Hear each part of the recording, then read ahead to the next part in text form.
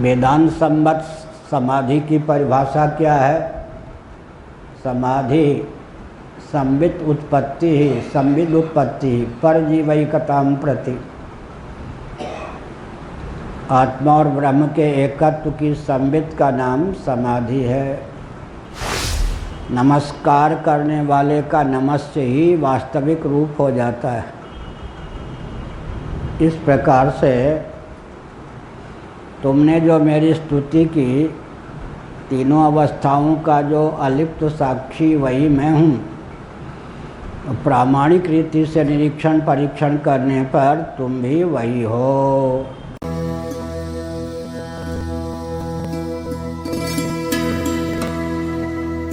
श्रीमद्भागवत स्कंध 6 अध्याय 16।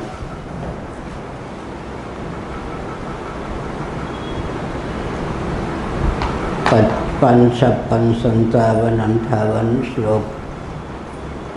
येन प्रसुप्तः पुरुषः स्वापं वेदात्मनस्तदा सुखं च निर्गुणं ब्रह्म तमात्मानमवेहि माम्। उभयं स्मरतः पुंसः प्रस्वापप्रतिबोधयोः अन्वेति व्यतिरेच्येत तज्ज्ञानं ब्रह्म तत्परम्। यदेतद्धि स्मृतं पुंसो मद्भावं भिन्नमात्मनः ततः संसारेतस्य देहाद्देहो मृतेर्मृतिः। नारायण।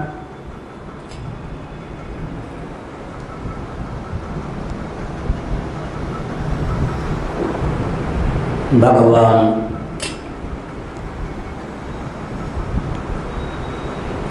संकर्षण ने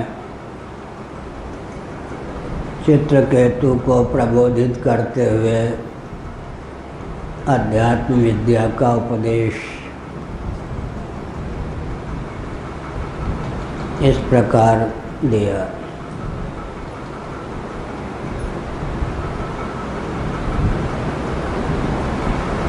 गाढ़ी नींद में अंतःकरण सुप्त होता है, प्रसुप्त होता है। स्वप्नावस्था में इंद्रियां प्रसुप्त हो जाती हैं, लेकिन आत्म चैतन्य से अधिष्ठित अर्धनिद्रित अंतःकरण निद्रा दोष और वासना की प्रगल्भता से स्वप्न प्रपंच के रूप में परिणत हो जाता है। कार्य, कारण और फल इन सब रूपों में आत्म चैतन्य से अधिष्ठित अर्धनिद्रित अंतःकरण ही परिलक्षित होता है। सुषुप्ति दशा में अहमिचा प्रसुप्ते इस श्रीमद्भागवत के 11 स्कंद के वचन के अनुसार और छांदोग्य उपनिषद के 8वें अध्याय के अनुसार, श्रीमद्भागवत के 3 स्कंद के अनुसार अहम अर्थात अंतःकरण भी गाढ़ी नींद में प्रसुप्त होता है। उस समय अहम से अतिक्रांत भूमि में भी अनुभव का विषय बना रहता है और अनुभूति का प्रकार भी बहुत सूक्ष्म होता है। हम अपने जीवन में घटपट, स्त्री पुत्र आदि का दर्शन करते हैं, सुख आदि की हमको अनुभूति प्राप्त होती है, लेकिन सब कुछ अहम के द्वार से ही होता है। जबकि गाढ़ी नींद में अहम भी प्रसुप्त हो जाता है, अहमिका प्रसुप्ते। उस समय भी अनुभाव्य के रूप में अज्ञान और सुख बना रहता है। अज्ञान और सुख का अनुभव अविद्या वृत्ति के माध्यम से सुषुप्ति का साक्षी जो प्राज्ञ उसको होता है।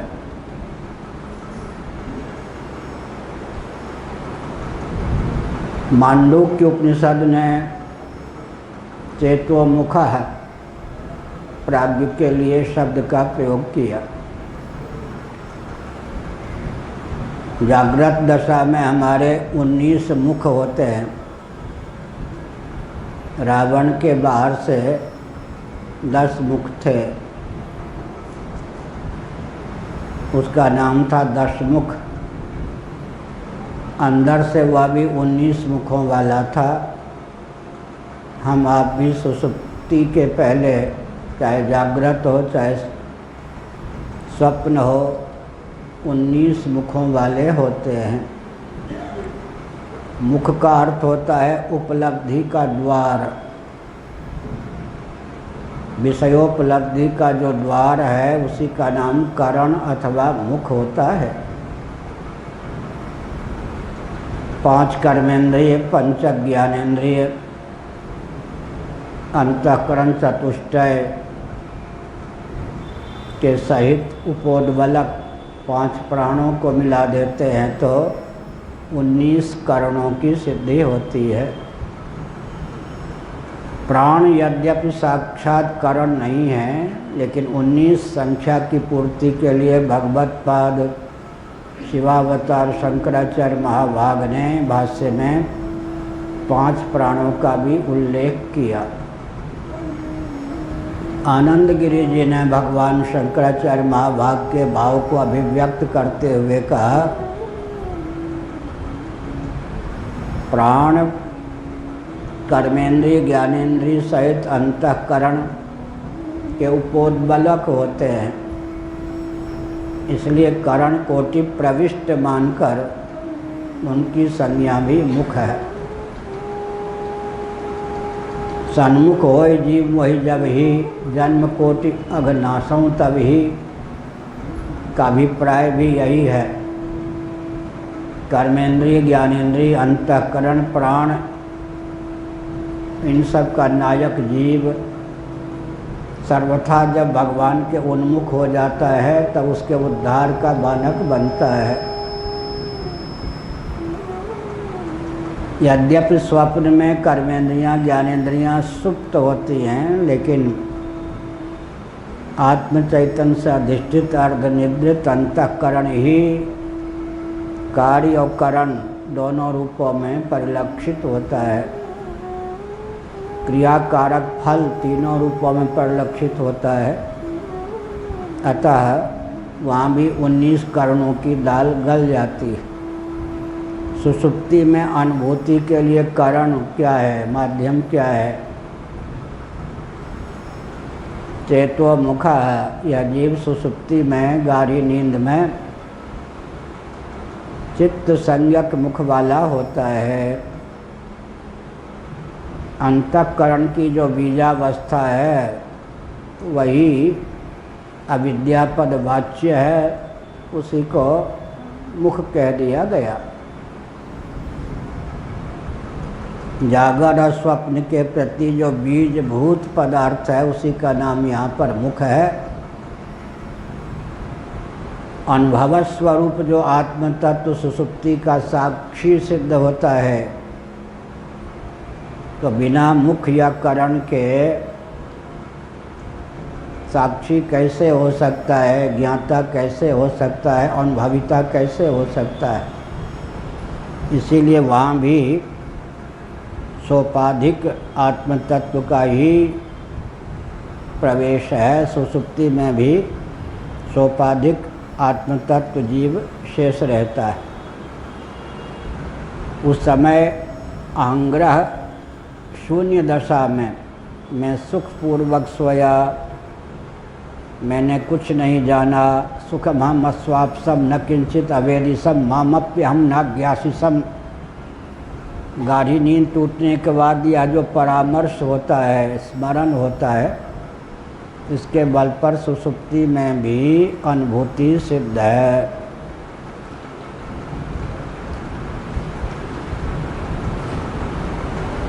उपलब्धि भी हो और विषय भी हो, तब जागृत।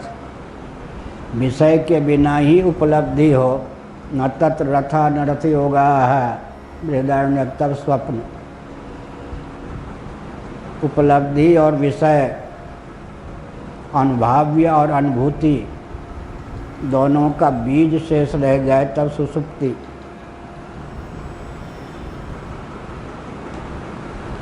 और केवल अनुभव स्वरूप आत्म तत्व शेष रह जाए तो समाधि।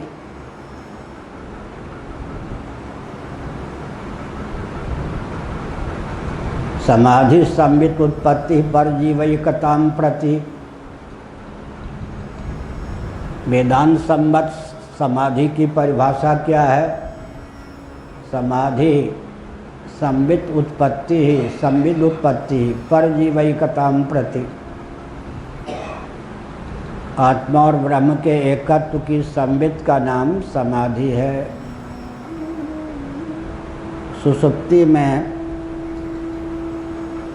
जिसकी विद्यमानता से सुख और अज्ञान की अनुभूति होती है, वही मैं हूँ। वह निर्गुण तत्व, असंग तत्व मैं हूँ। तम आत्मानम अवेहि माम, और तुम भी कोई उससे पृथक नहीं, तुम्हारा भी वास्तव स्वरूप वही है। इस प्रकार तुमने जो मेरी स्तुति की, मुझे स्तुत्य मानकर, नमन का अर्थ ही होता है कि जीव जिसको प्रणाम करता है, मानो उसके प्रति स्वयं को समर्पित करता है। जिसके प्रति समर्पित होता है जीव, वही उसका वास्तविक रूप हो जाता है। नमस्कार करने वाले का नमस्य ही वास्तविक रूप हो जाता है। इस प्रकार से तुमने जो मेरी स्तुति की, तीनों अवस्थाओं का जो अलिप्त साक्षी वही मैं हूँ। प्रामाणिक रीति से निरीक्षण परीक्षण करने पर तुम भी वही हो।